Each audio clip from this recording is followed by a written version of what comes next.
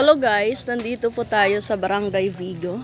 Halika, pasukin po natin ang Vigo Elementary School. Maganda po yung school site nila, malawak. And, ayan po. Ayan. Ayan o. Sabado ngayon kaya walang mga estudyante. Nandito yung hand washing, ayan. So, ayan, may slide sila. Andun yung school. So ngayon, labas tayo kasi walang tao doon. Ayan, nandito tayo sa labas. Barangay Vigo, Lauang, Northern Samar.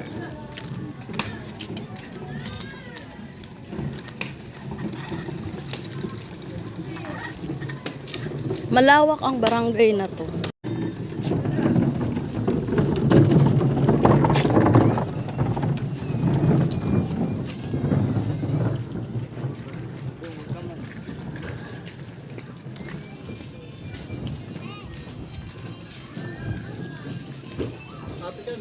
Ay, kuha si Kuya Roy. Ang gwaping San Vigo.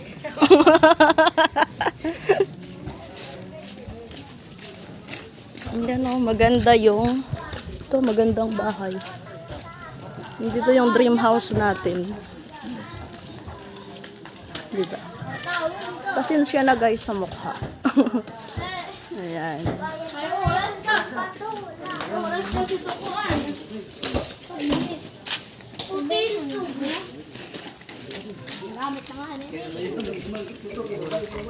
Ay, sarado ang simbahan.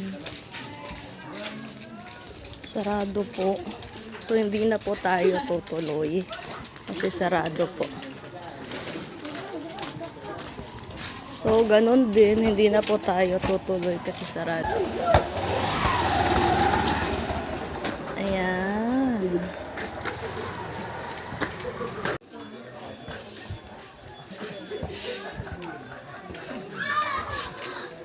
Ayan, nandito tayo. Papunta tayo sa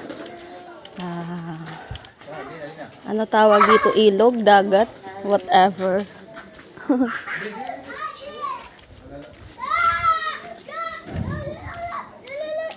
Malawak to guys. Malawak ang barangay nila. And one of the most improved barangay in Lauang. Nandito tayo sa tabing ilog. Means of transportation is, ayan, motorboat. Wow. Ayan dyan guys, papunta yan sa Katubig. Katubig River yan, papunta. Dito naman is Hangtod River. Papunta doon is Lauang. Ayan, diba? Eto, ang direction dyan nga salog is papuntang Palapag. Ayan dyan is papuntang Katubig to Las Navas. Dito, papuntang Lauang. Kung baga, yung Barangay Vigo is crossing. Palapag to, papunta doon kasi papunta na sa Ejidulay.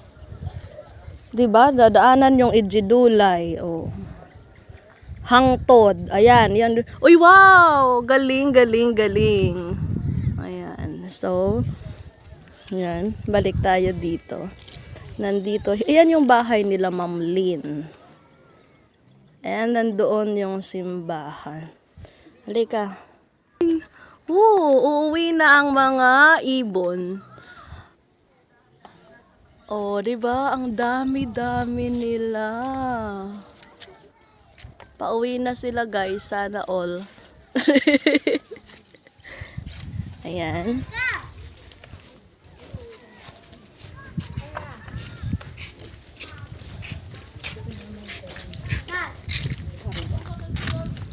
Dito na tayo. So, itong portion lang muna. Kasi, hindi natin mauubos video. Ay! Ayan o. Malaking tindahan. Nasend na? Sige. Thank you. Magsha-shopping tayo dito, guys. Gusto nyo mag-shopping? Ayan oh, maganda. Mas mura pa dito.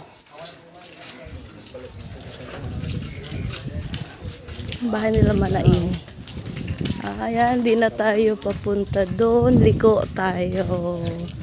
Diba? Tindahan ni Manaidi.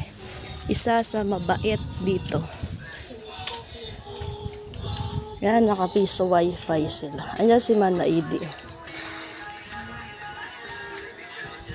So, that's all for today, guys. Thank you for watching.